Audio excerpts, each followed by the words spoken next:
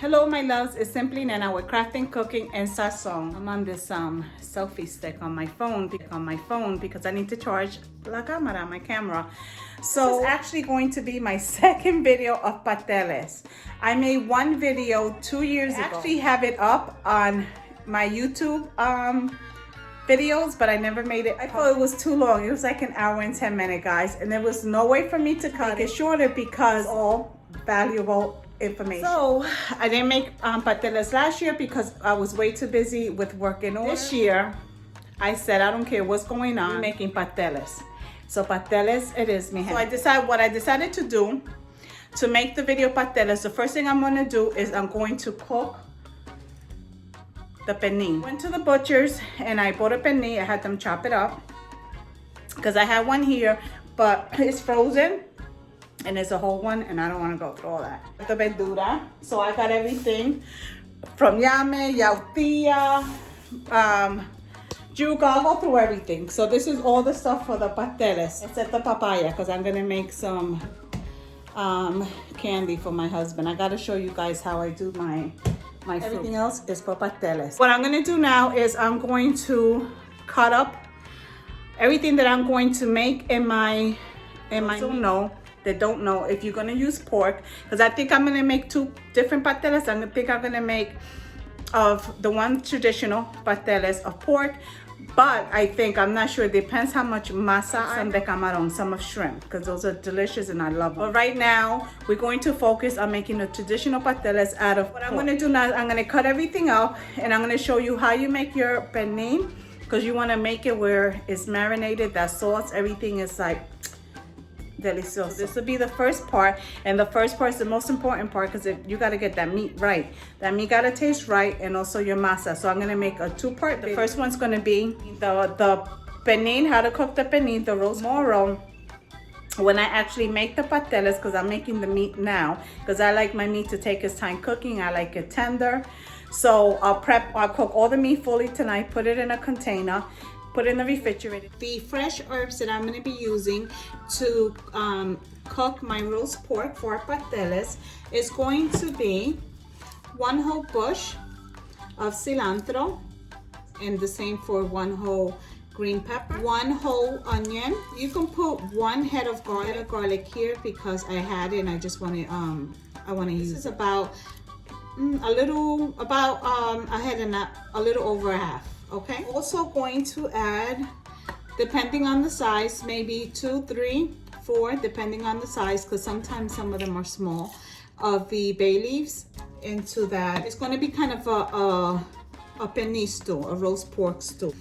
Then for seasoning, I'm going to add some cumin, and it'll probably be a tablespoon. I honestly don't measure, as ridiculous as it sounds. 2 soda de sazon. And you guys know that I like to use this seasoning. My mom, this is what she uses. When I went to Puerto Rico, she's the one who put me onto it because she has to wash her salt intake and everything else. So I'm gonna use this. How much? I don't know. I just sprinkle. And this is not salty, so it's good. And then I'm gonna sprinkle salt, not a lot, probably about a tablespoon. And you can and some pepper as well. Liquid sazon. I like this when I make my pernil stew for my pasteles and certain other dishes. I need some water.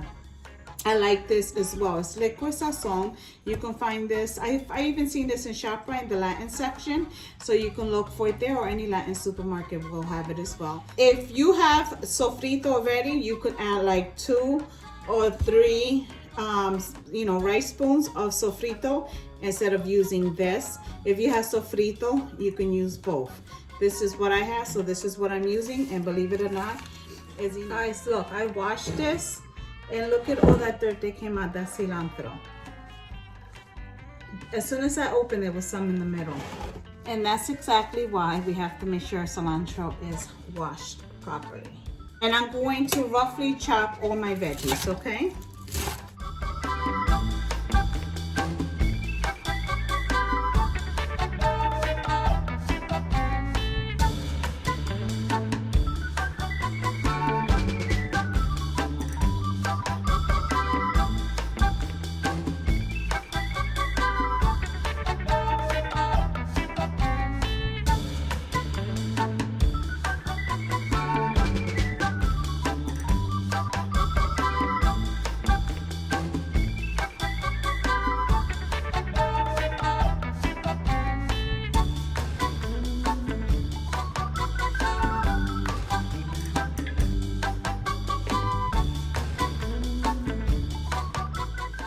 guys, I'm about to clean my pork, so I just wanted to show you something quickly.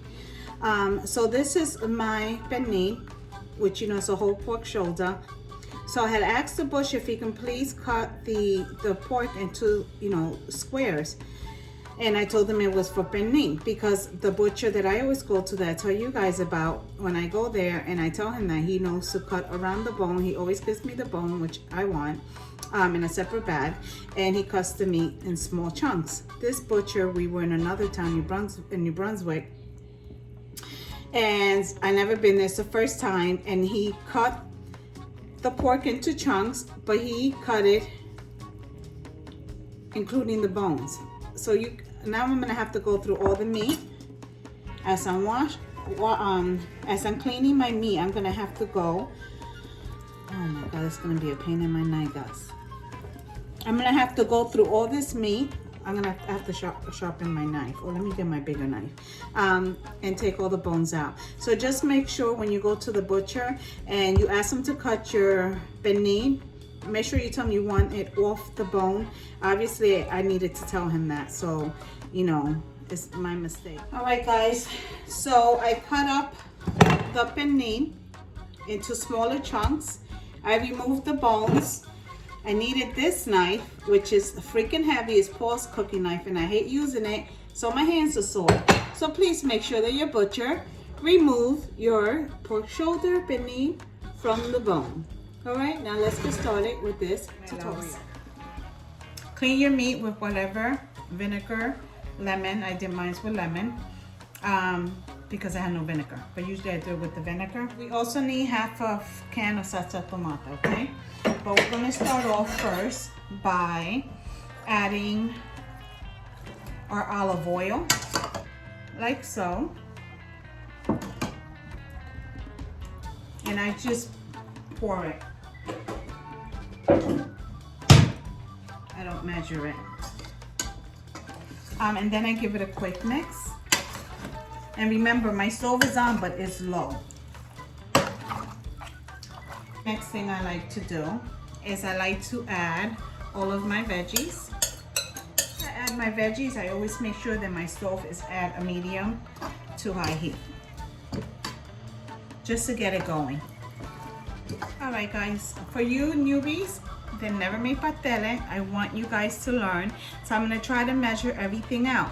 So this is gonna be 1 tablespoon, and I'm gonna try to do this right, guys. It's still pouring to the side. Yeah, it's pouring a little bit, not too much. All right, so we'll stop there. You can use adobo if you want to use this one. It's your preference. I'm gonna add 1 teaspoon of pink salt. You can use whatever salt you want. 1 tablespoon of cumin. And remember, you want this meat and the sauce it produces to actually taste good, because this is what's going to give your patele flavor.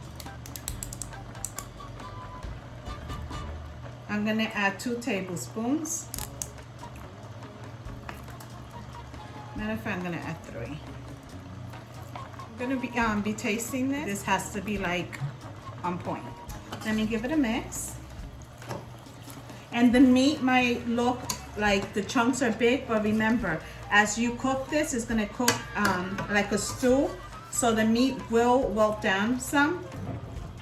And if not, this is so tender that by the time you go make your pasteles, that if you have to break it with your fork as you're stuffing your pasteles, you'll be able to.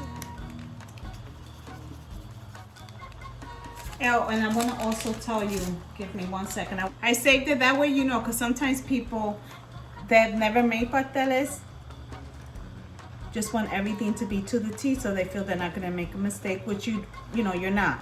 So that's why I'm doing a 2-part video, because I want to take my time for anyone who hasn't made pasteles before. So this penne is 9 pounds 17 ounces, and I got it at $1.59 a pound. It came out to $14.58.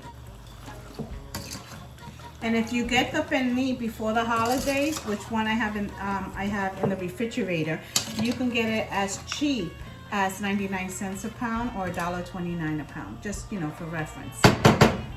I'm gonna take a half a cup of tomato sauce. And I'm just gonna pour it.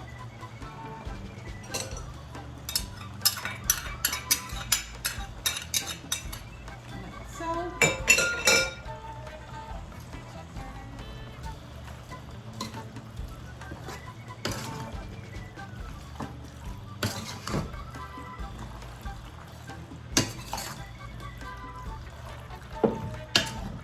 Alright guys, so now what I'm going to do is I'm not going to add any water at this time.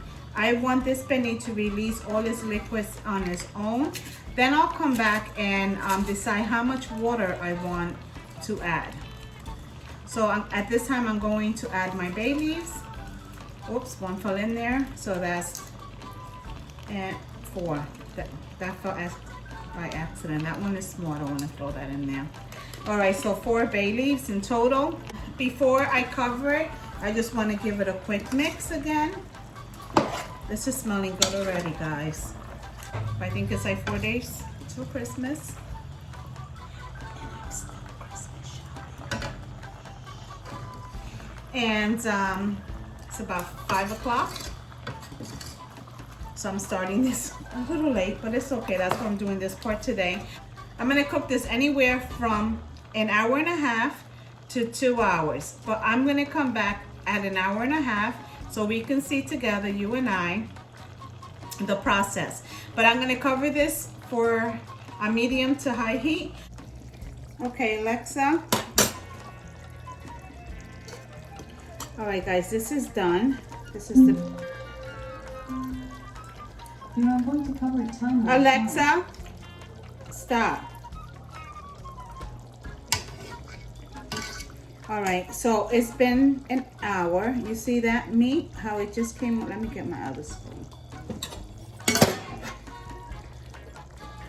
You see how the meat is just coming off the bone like I said it would? And that's exactly what we wanted. That part there is the nerve, but the meat's falling off. Let me show you. So good. It is good. And guys, you seen I didn't add any water. I let all the pork cook on its own and release its own juices and fat. You see that? That's what we want. That's why I told you that any of the meat, if some of the chunks were big, it's okay. Because when you go to, for your pasteles, your meat was gonna be so tender that it was gonna actually break apart. And this is exactly what I was talking about. That looks delicious, right? And it tastes really good. So this is it. That bone, I'll leave it there till tomorrow. And I leave the fat on mine. You see how it's breaking so easily? I leave the fat because I add some of that fat to my pastele. I know when I get a bite of the meat, the pastel, and the fat, I love it. So what I'm gonna do now, I'm gonna let this cool down. And I'm not even gonna put it in a container. I'm just gonna put foil and then the lid on top. And I'm gonna put it in the refrigerator till tomorrow. And then tomorrow I'll take it out and I'll warm it up again a little bit just to take the cool off, and we'll start making pasteles. So if you like this video and you're interested in making pasteles, please make sure, if you haven't already, to subscribe, hit that bell for notifications so you can get notified when I upload my next video. And look out for part 2 of this video when I'm actually going to show you all the verdura, all the root vegetables that I use, how I cut them, everything, assembling the pasteles, and the whole 9 yards. So thank you so much for tuning in. It's Simply Nena. We're cooking, crafting. No. So thank you for tuning in. It's Simply Nena. We're crafting, cooking, and sazon. To the next video.